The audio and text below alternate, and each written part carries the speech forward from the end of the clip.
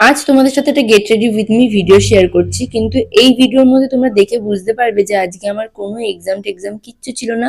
আমি একেবারে চিল মুডে রেডি হচ্ছি। সত্যি কথা বলতে গেলে আমার যখন এক্সাম থাকে আমি সত্যি পড়াশোনা ঠিক মতো করে করি বলে তো আমার মনে হয় না। আর আমি একেবারে গান শুনতে শুনতে চিল মুডে রেডি হতে ভীষণই পছন্দ করি।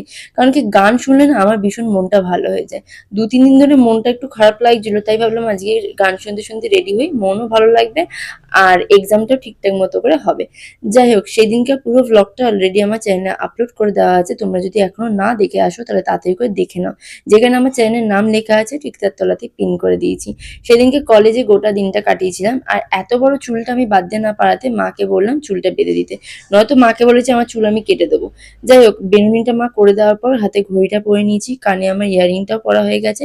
মা আজকে দুপুরের লাঞ্চে যে টিফিনটা দেবে সেটা অল্প একটুখানি খেয়ে নিয়েছিলাম রেডি হতে হতে। ব্যাস, রেডি হওয়া কমপ্লিট। আজকের